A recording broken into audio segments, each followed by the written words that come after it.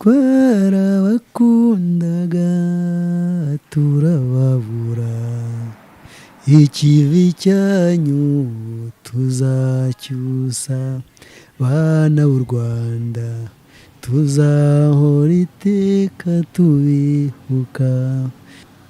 Ntabwo ndi mu rugo, nari mu gisirikare, ariko nabwo narayibona kuko mu kurokora abantu, abakiri bazima, abo twasangaga bishwe, abakomeretse dufasha. Ni ukuvuga ngo jenoside narayibona kugenda nyine turokora abantu hirya no hino. Nyine ngewe narumva nafunzwe mu byitso muri make. Twari tubahe nabi cyane. Icya mbere twari dufungiye ahantu hatajya hafungirwa abantu, ngo bigeze kubafungira Gitera. Ninjye muto wari urimo, nta n'uwandushaga n'imyaka nkenda nk'umunani wari urimo. Ntabwo imyaka yanjye yari yemerewe gufungwa. Arakoze cyane, nanjye nishimiye kuza kwifatanya namwe, kandi nishima n'aka kanya mumpaye ngo tuganire. Nitwa Munyanshoza Didier nk'uko bivuga, nkaba ndi umuhanzi. Abantu benshi bakoze ku izina rya Mibirizi. Mibirizi ni muntu ki? Mibirizi yavutse ryari? Hari abantu bifuza kumenya Mibirizi wo muri uriya mwaka 1994, aho wakuye na inspiration yo guhimba indirimbo z'icyunamo. Navutse muri 1975, mvukira Mibirizi, ni Iburengerazuba mu karere ka Rusizi, umuntu Kimironko. Ubu niho tuye. Aho rero nakuye guhanga indirimbo za Mibirizi, nabikuye ku kababaro k'amateka mabi yaranze iki gihugu cyacu, guhera yenda guhera cyane muri 1990 niho natangiye, nubwo najyaga mbona ko amacakubiri ahari n'ironda koko n'akarere n'iki, ariko cyane ngira ngo byakomeye muri ya mashyaka, igihe cy'amashyaka muri 1992, niho hatangiye kuba ubugome, za bariyeri zakwizwa, interahamwe, urabizi ahantu hose. Ariko noneho byiyongeraho ku 1994 urabizi ko hishwe abantu benshi, habayeho ubugome bukabije, hicwa abakuru, hicwa abatoya. Ubwo rero niho navuga ngo ni akababaro k'ibyabaye katumye n'umashaka kuririmba ku ndirimbo zikangurira abantu kwibuka, ariko no guharanira ko byaba bitazongera kuba. Amateka noneho ya Mibirizi we ubwe ku giti cyiwe ahagaze gute muri kiriya gihe muri 1994 ubwo jenoside yatangiraga? Jenoside yatangiraga mu 1994 nyine, nuko ntabwo ndi mu rugo, nari mu gisirikare, ariko nabwo narayibona kuko mu kurokora abantu, abakiri bazima, abo twasangaga bishwe, abakomeretse dufasha. Ni ukuvuga ngo jenoside narayibona kugenda nyine turokora abantu hirya no hino. Mbere y'uko ujya mu gisirikare byari bimeze bite? Hari ibyo twagiye tubona, wavuze yuko warabanje warafunzwe bakwita icyitso. Ibyo byaje gute kugira ngo bakwite icyitso? Muri kiriya gihe urabizi ko abantu bose bari cyambere kimwe, abatutsi bose bitwaga ibyitso, cyangwa abandi bantu bafite aho bahurira nabo, ababaga babashyigikiye, ababaga urabizi ko hari rya ronda koko twavuga n'uturere. Burya hari uturere twabagamo ko bazi ko ahantu byanze bikunze hatuye abatutsi benshi.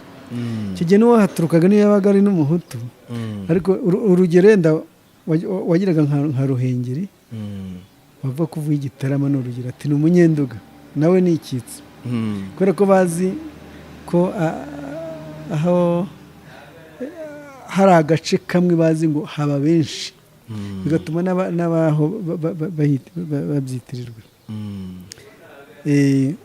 Ni ibyo ni abantu benshi bavugaga ko bashyigikiye inkotanyi. Abo bantu bose hafunzwe abantu benshi ari Abatutsi cyangwa se abandi bantu bafite aho bahuriye nabo. Nuko nabisobanura.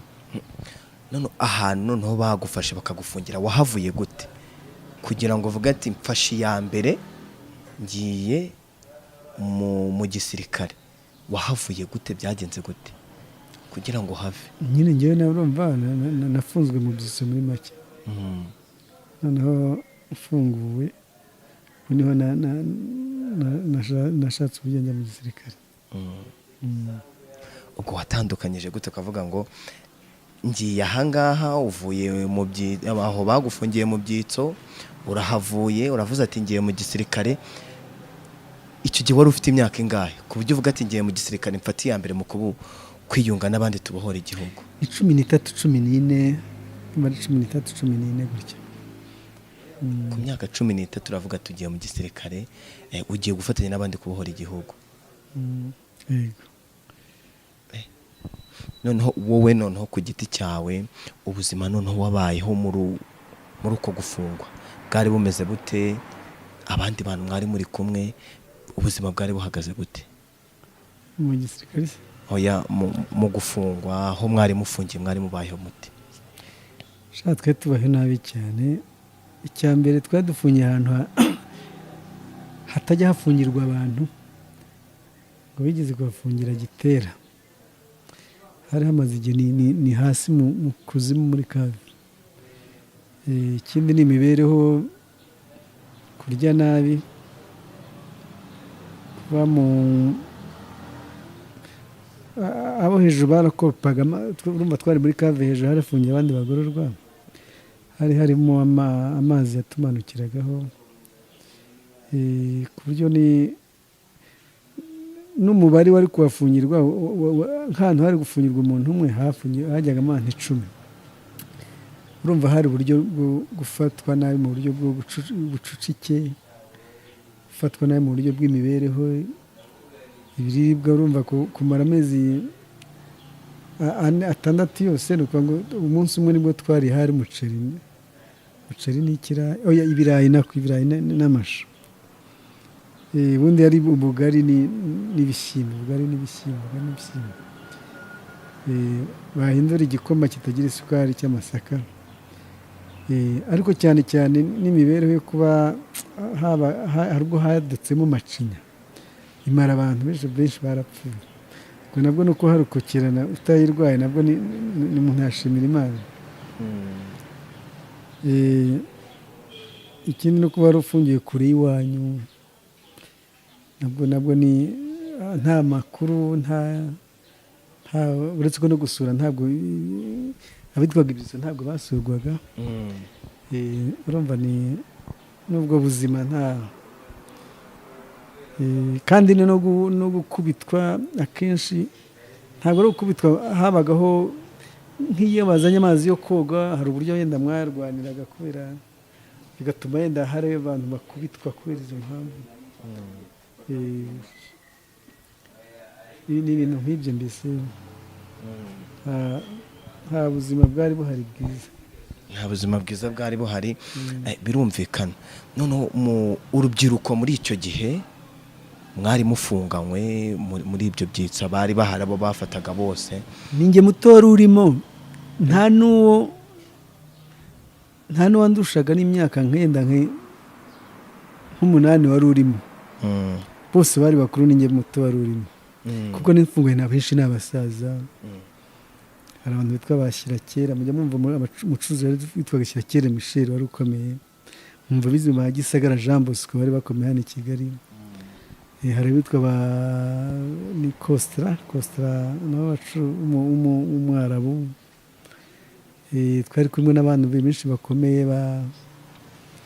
baturutse impande zose. Hari abantu bo muri beneri twadufunganywe, muri tegisirwa bakomeye, hari abantu benshi twari turi kumwe, twazanye abacuruzi. Urumva njyewe nari umwana ariko turi kumwe n'abandi bantu bakomeye. Ku myaka 13 wahageze gute kugira ngo bavuge ngo uri icyitso? Wumva ari we mwana wari ubarimo, abandi bose ari bakuru, wenda wavuga ati abangaba ni bakuru, wenda barabizi, FPR barayizi, abarwanya abashakaga kurokora abantu barabazi. Wowe ku myaka 13 wahageze gute? Umuntu wagutanze? Urabona imodoka ya gendarmerie yuzuye abajandarume yateye iwacu, igenda ifata abantu nyine mu ngo, yafashe abantu bose sohora, ariko tugeze ku muhanda ndibuka aho batoranyije abagore bavamo, batoranye n'abana bakiri bato bavamo, ariko njyewe nashubijwemo n'umusirikare w'umureseriviste. Ni muri abasirikare barasezerewe mu ngabo, ariko nyuma baza gutaha. None igihe muri 90 barahamagarwa, bahamagara yari yagarutse. Urumva nyine badusubizamo, we yaranze ahita nsubizamo. Ngo njyewe nshobora kuba nanjye nari kuva muri abo bato gataha, ariko uwo musirikare w'umureseriviste w'iwacu niwe washubijemo n'umugeri. Ubwo ngendera ntabwo imyaka yanjye yari yemerewe gufungwa, ariko ni ukubera umuntu umwe washubijemo. Agusubizamo n'umugira ati subiramo nawe, aba bantu muri kumwe urabazi murakorana. Mbese ni nk'ubugome urebye, ni ubugome sinzi, kuko batoranyije abana bato bavamo, bakuramo abagore bavamo, ariko njyewe wasubizamo. N'ubu njya mubona. Ubu arahari? Mwari mwahura byibura ngo unanamusuhuza cyangwa nawe wagusuhuza? Araza kunsuhuza, niba yari yarabyibagiwe ahari sinzi, ariko yarabimenye ubu. Ubu arakuza, arakubona, akavuga ati uyu ni we mwana nafungiye hahandi. Arahari. Azakwegera gusaba imbabazi. Ntabwo aragira uwo mutima wo kuvuga ngo wenda gusaba imbabazi? Ntabwo arabikora. Ubu wamubabarira? Ubundi se mutwara iki ko duhura? Ntari icyo namutwaye, ntacyo namuyikoresha. Nta mutima mubi njye mufitiye da. Nose ko ariko we niko nyine yari ateye, niko yabitekereje. Ahubwo ngiye nishimira kuba narakotse, narabayeho kurusha ibyo byose. Yes, hari rero indirimbo ujya uhimba zawe cyangwa indirimbo Mibirizi ari abantu bakuziho, kuba noneho wowe bakwitira iyo ndirimbo Mibirizi, ese nuko ariho uvuka cyangwa se niyo ya mbere wahereyeho ikaba ari imenyekana ngo abantu bakwitirire Mibirizi? Niyo ya mbere nahereyeho yo kwibuka, ariko nuko ari naho nanavuka. Ariko si uvuga ngo nibo banyise, kuko ni indirimbo yaririmbwe irakundwa, abantu barayinyitirira. Ntabwo ari abanyamirizi bayinyise. Banza ndabo ntibari no kunyita iyo ndirimbo, kuko n'ubundi ni iwacu, nabi iwacu. Ahubwo nayiswe n'abandi bavuga ati Mibirizi aho hantu hameze gute, aho hantu indirimbo barayikunda, no barayinyitirira. Ubyakira gute bakwitirira indirimbo noneho n'agace ukomokamo? Burya biba ari byiza cyane, kubera ko burya bakwitira indirimbo nuko cyane nuko bayikunze, ifite icyo yabamariye. Ikindi noneho no kwitirirwa agace ukomokamo, burya nabyo hari ikintu bishimishaho. Mbese hari ikintu urumva haranamenyekana,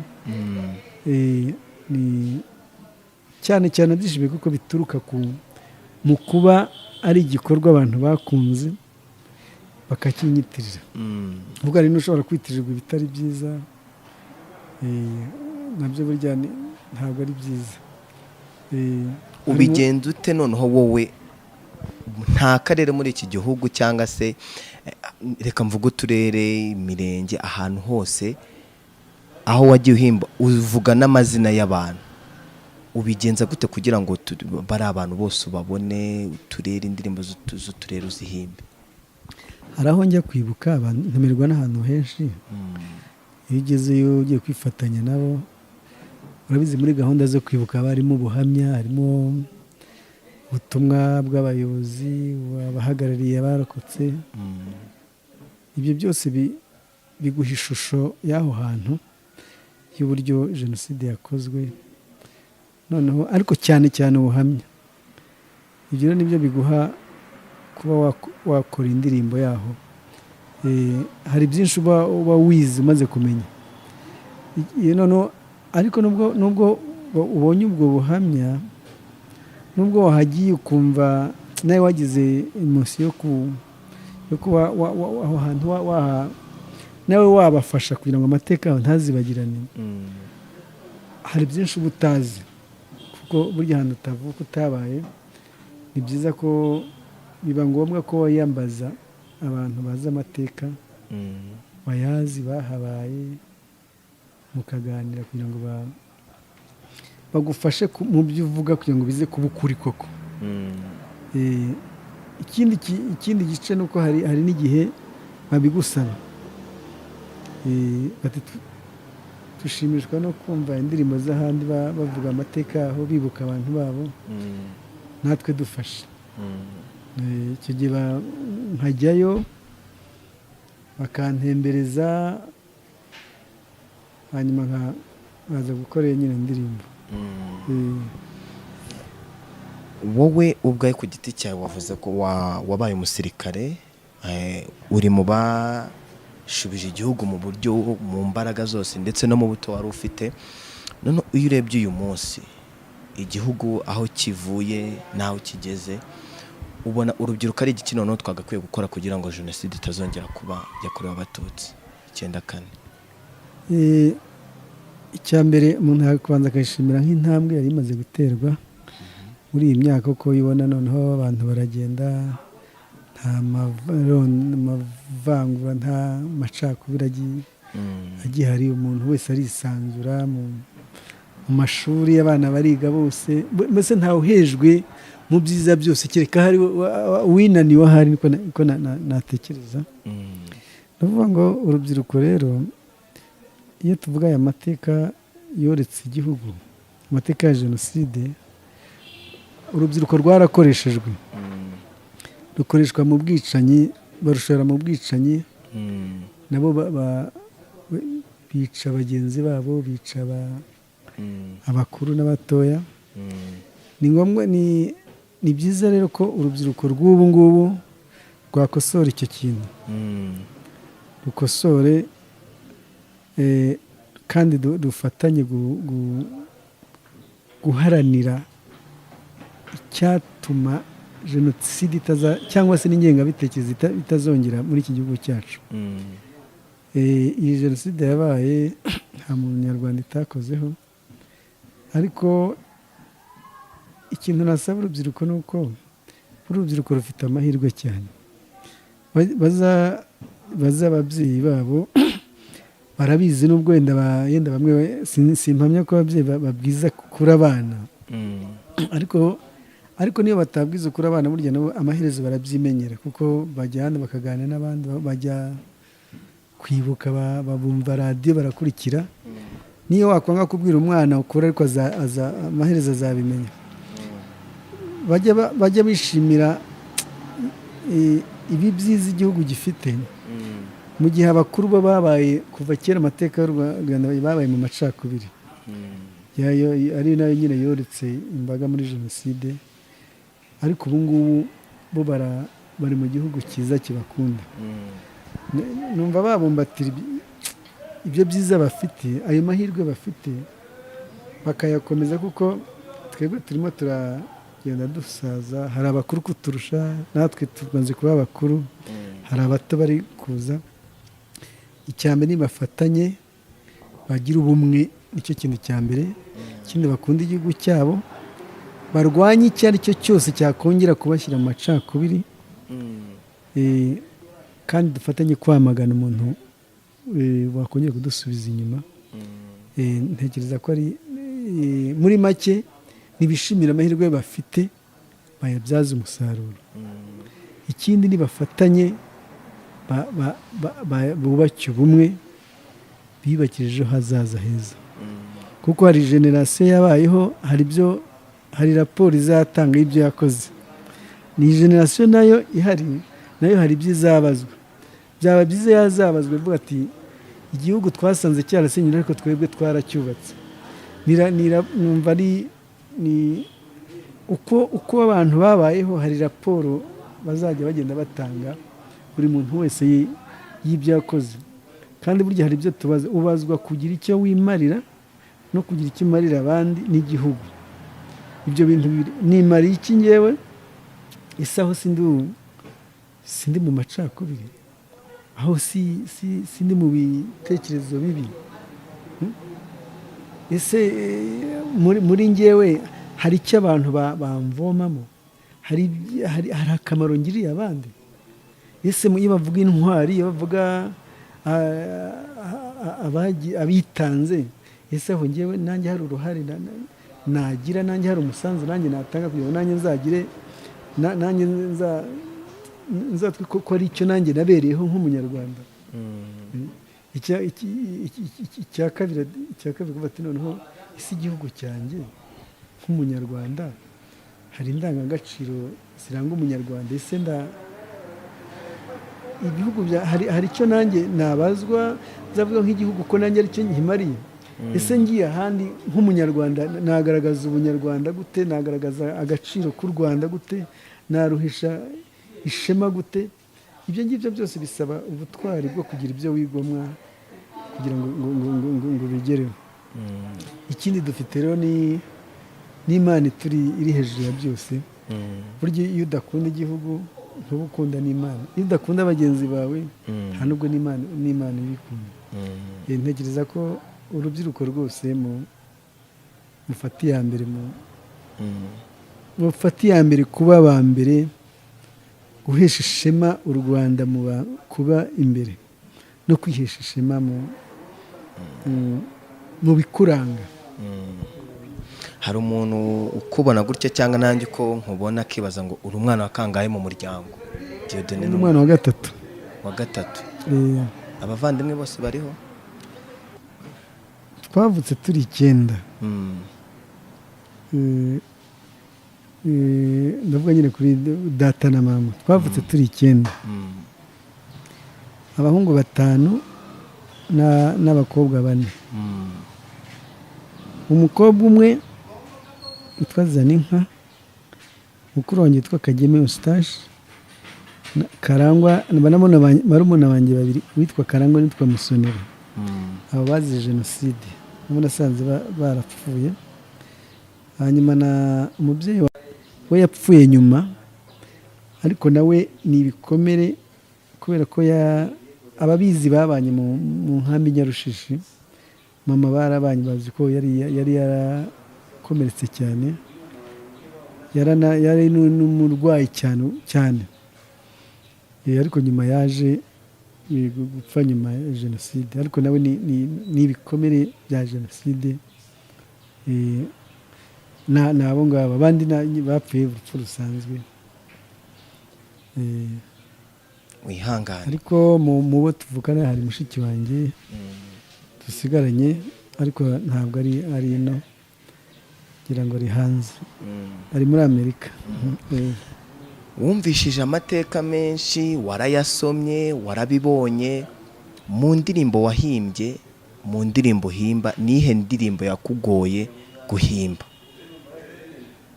bitewe n'ahantu, agace wagiyemo, bakakubwira amateka yaho ukayibonera, bakabikubwira? Nihe ndirimbo yakugoye guhimba mu ndirimbo zose wagiye uhimba z'uturere? Indirimbo, ziriya ndirimbo zivuga ahantu ziragoye kuko ubanza niyo mpamvu hari abahanzi benshi nyamuna badakunda kuziririmbaho. Ziriya ndirimbo ziravunana cyane kuko iyo uririmba indirimbo kuri jenoside ushobora kwibutsa abantu kubakangura ngo wibuke, ariko kubakangura ngo twibuke gusa, ugomba no kubanza gusa nk'ubakumbuza mbere ya jenoside hari bariya abantu bari babayeho gute, ni uwuhe muco mwiza twakomeza gusigarana, nyuma ukaza kuvuga jenoside ruvugamo amateka uburyo bishwe, za mabariyeri aho baguye, hari uburyo bwo kubivuga, ariko ugomba no gutanga icyizere. Ntabwo hari indirimbo gusiga abantu mu gahinda, ugomba no gusiga ari ubutumwa bahaye bwo kumva ko bariho kandi baberaho kongera guharanira kubaho no kongera kusikiva. Ibyo byose bigira uburyo bivugwa kugira ngo umuntu uza kubyumva aze kubonamo ibyo byose. Noneho amazina nabwo habamo ikibazo, burya nubwo umvuga amazina, buryo bagiye bavuze nk'abakuru b'imiryango, ntabwo nose nk'agasozi usanga karaguye abantu nk'ibihumbi nka 50, ndetse ariya mazina ubona araho ntabwo bavuga mu ndirimbo, ntibishoboka. niyo wakora indirimbo 20 nabwo ntibavuga ngo barangize, ariko ugerageza kureba abahagarariye abandi, kuvuga ati yenda uyu muryango reka tuvuge umukuru mu muryango, ukagenda ureba uburyo urumva nabwo ntibyoroshye. Ibyo bintu byose indirimbo zo kwibuka ziragora. Ntabwo navuga ngo wenda ngo indirimbo niyandushije, ubwo byasaba izangoye ni nyinshi zigoranye, kuko hari n'uburyo hari uburyo wowe ubyifuza, ariko nuko wabyifuza ariko ugakorana na babandi mwese mukagenda mukorana kugira ngo bize kuba ibintu binogeye ka gasozi, ariko n'abandi bazabyumva bakabibona nk'ukuri, bakabibonamo ukuri, kuko ni ibintu ugira kandi ukanabyerekana. Ikindi noneho kuririmba barangiza nyuma ukajya gukora amashusho, kongera kujya kwerekana aho wavuze n'ibyo wavuze nabyo ukanabyerekana. Nta indirimbo ntabwo kuzikora biragora, ngira ngo mujya munayibona ko hari igihe bamwe abahanzi rimwe musanga hari abo bigora, ukabona yayikoze ariko yenda hari injyana yayo yari yiberewe, yenda yagishyize mu yindi njyana, ariko burya yenda no kuba yagerageje nabwo byaba ari intambwe. Ariko gusa nasaba ko n'abandi bahanzi bajya dufatanyije tukaririmba, nubwo bari kuboneka ariko tubaye benshi byaba byiza, kuko aya mateka ni byiza ko tuyavuga cyane kugira ngo biduhe no kuyirinda. Mu ndirimbo wahimbye, nubwo ni indirimbo z'amateka yacu zivuga amateka yacu, ariko hari indirimbo ikubangukira nk'iyo bagutumiye ahantu mu kwibuka, hari indirimbo ikubangukira mu kuririmba. Iyi ndirimbo ni iyihe? Wanayituririmbiraho ku bantu badukurikiranye. Twarabakundaga turababura. Indirimbo kubera ko ni indirimbo iri rusange kandi yanakunzwe n'abantu benshi. Twarabakundaga turababura, ikivi cyanyu tuzacyusa, bana b'u Rwanda tuzahora iteka tubibuka. Iyo ndirimbo yo kuririmba uba utekereza iki? Ntekereza akaga u Rwanda rwahuye narwo, n'uburyo abantu bishwe ari abantu ari n'igihugu, cyane cyane mpavuga akaga u Rwanda rwahuye narwo. Ni byinshi nyine birimo, hari kuba abantu baracyaga, umuntu ati ntibwira, bwakora ati ntibucya, nta murengezi umuntu abona n'umwe, hirya n'uwabaga yarayihishe umuntu nawe bakaba bicana, ariko mu rwego rwo kugira ngo bace intege ba bandi bashakaga bari bafite n'umutima wo kuba yatabara bakabigira. Urabizi twagize abanyamahanga twizera ko hari icyo bakora ariko nabo nticyakorwa. Twapfushije abanyabwenge, dupfusha abato n'abakuru. Igihugu cyacu cyarangiye kirasenyuka, tubura abantu, tubura ibintu, ariko dutangiye tuva kuri u Rwanda ruteze amaboko, ruri kudusaba ko twakongera tukarurema, kandi kurugarura birashoboka. Kandi kuko n'Imana nayo iyo ushyizeho akaho gakora n'Imana iguha umugisha. hanyuma ashishikariza abantu niba ufite urukundo uzarangwe no niba tuwe n'urukundo, imfubyi ntizigunge, abamugaye n'abapfakazi babe hafi. Urumva ni indirimbo ya kera imaze igihe kinini. Icyo gihe yari ijyanye nyine n'igihe uko ibihe byari bimeze. Ariko mvuga nti niba urangwa n'ubutwari ntuzahabe ko wakoze ibyaha, garuka buzimujye ubuntu, wongere utere intambwe mu kuranga no kuvugisha ukuri, winenge, usabe imbabazi, ugire icyo ukora kigaragaza ko utakiri wa wundi, hanyuma twese dufatanye no kubaka. Yari indirimbo mbese muri make ivuga amateka mabi igihugu cyagize cyo kubura abacyo ndetse n'ibintu, ariko cyifuza ko abana babo bongera tukarema u Rwanda twese dufatikanyije. Ni indirimbo ikubiyemo byinshi amateka yacu. Hari umuntu mwaba mwarigeze kuganira ku mateka akaguha ubuhamya bwa jenoside yakorewe Abatutsi, ukaba ubwo buhamya bwe wakuramo indirimbo? Hari indirimbo nyinshi nagiye nkura ku buhamya. Burya ngira ngo nabikubwiye ko mu ndirimbo ngenda nkora hari akenshi zituruka ku buhamya. Ubuhamya umuntu akavuga nkaba indirimbo ivuyemo bibaho. Ni nyinshi ziva ku buhamya. Nko mu ndirimbo yavuye ku buhamya, nawe wicara ugatekereza ukavuga iyi ndirimbo ni ya wa muntu twaganiriye ni iyihe?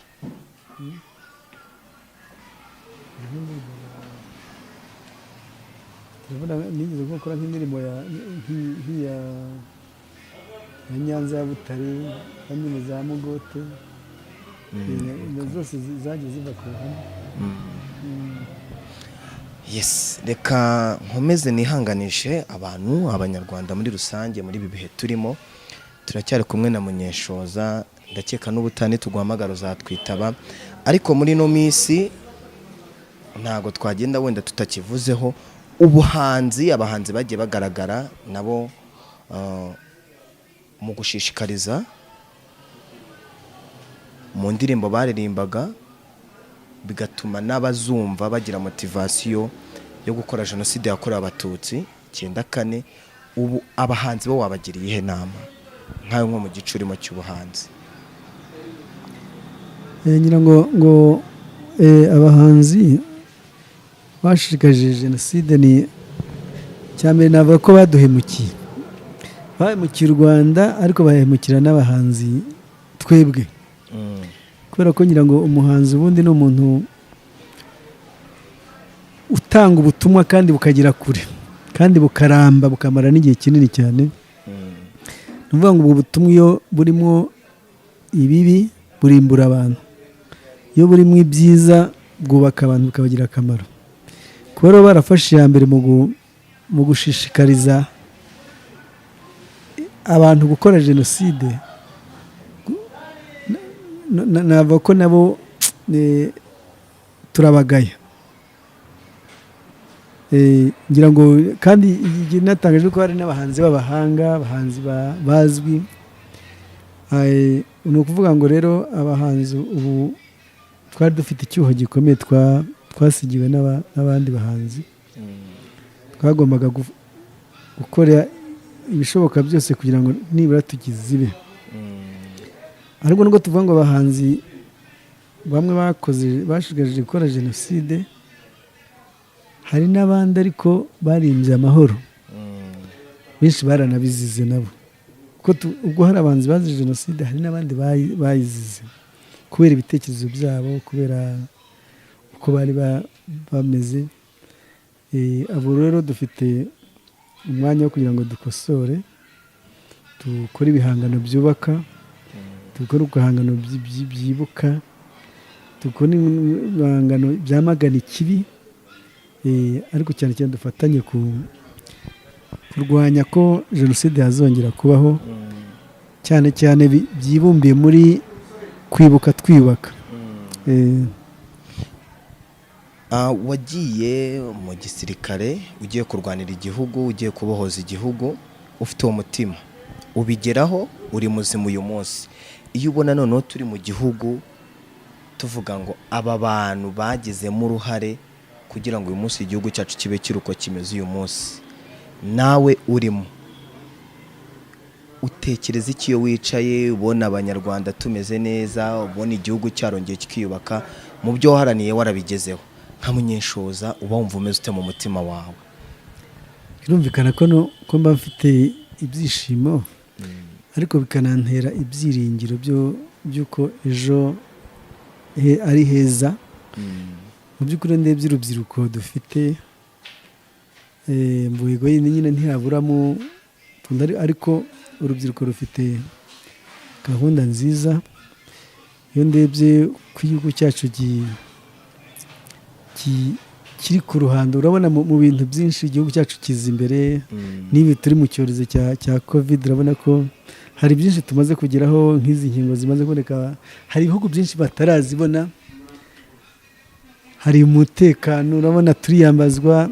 Nako ibyo ngiye sinazona ngo nzabira, ni ibintu bishimishije, ariko bitavuze ngo twicare. Burya umuntu wese asoza ari uko atakiri ku isi.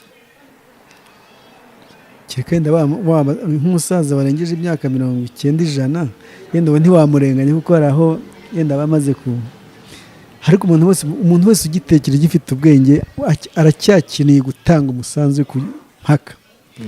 Ntabwo rero twavuga ngo niba ibintu bigeze neza ngo ricaye, twese buri muntu wese aracyakora, tuvuze dukore, ariko cyane cyane turwanye abantu bashaka kudusubiza inyuma, kuko turacyabafite turabumva bahakana, bagipfobya, ariko birumvikana ngira ngo nabo barabizi ko ibyo bavuga atari ukuri, barabizi ko ibyo bavuga ni uburyo bw'uko bashaka koronsa ibyo bakoze ngo ntibigaragare, ariko nabo barabizi ko ibyo bavuga atari byo. Ntabwo rero tuzafatanya tubarwanye, kandi ntabwo ibyo twanyuzemo ni byinshi bikomeye, ntabwo ibisigaye ntabwo bikomeye rwose, ntabwo ari ibintu byadutera impungenge. Ubu dufite ishyaka ryo kuba twakomeza tukubaka igihugu, kandi nta cyadukoma imbere, cyane cyane ko tuzi ko twebwe turi gukora ibyiza bifitiye akamaro abantu, bifitiye akamaro igihugu. Iyo ukora ibyiza rero ntabwo wagomba kugira impungenge kuzahura n'inzitizi.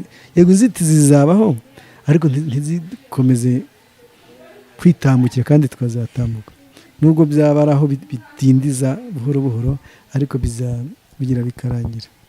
Ndumva aricyo nasozerezaho. Ubutumwa watanga noneho tugana ku musozo buvuye kuri wowe?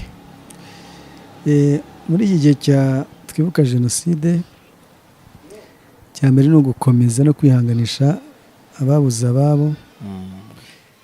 Ndagira ngo mbwire abantu ngo sinzi niba abantu benshi bumva akababaro uwarokotse yagize. Ndavuga ngo buri muntu wese ajya abanza atekereza, burya kugira ngo wumve akababaro k'ikintu, ni uko nawe wakwishyira mu mwanya we. Ndavuga ni nk'umuntu ufite umubyeyi we, n'urugero, reba ukuntu ukunda umubyeyi wawe, mutekerezeho. Hita rero tekereza baje bakamutema, umuntu aje akamutema akamwica, wowe wamererwa ute? Tekereza umuntu ufite umwana abana, ukuntu umuntu akunda abana be, ndavuga abafite abana, tekereza utwana twawe, hita wishyiramo ngo abana bawe hagize umuntu akabica, banza wishyira, wamererwa ute muri wowe? noneho hita wishyira muri rwa rugero rwa wa muntu noneho wiciwe abana, wiciye ababyeyi. Tekereza umuntu wafashe umuhoro agatema abantu, tekereza n'uvuga ati ngo nanjye wawuzana akantema, natekereza mbese utekereza ibintu bakorewe, nawe wishyira ngo ari nkanjye. noneho ngira ngo niho umuntu yakumva noneho akababaro bagize. kuba rero waba ubyoronsaho ugafata ya maraso yamenetse ukaba ukiyakinaho, ngiye mbona ni nko kwikurira, sinzi uko nakubara. urumva, ubwo rero ngiye ntekereza ko dufatanye kwibuka kandi twiyubaka, kandi twese ntawe usigaye. ari uwahemutse, hari umusanzu wawe usabwa ko gutera intambwe, ukagira ibyo ureka, ukagira inzira ufata, hanyuma twese tugafatanya. iyo niyo nzira nziza, nta kindi cyadufasha. murakoze.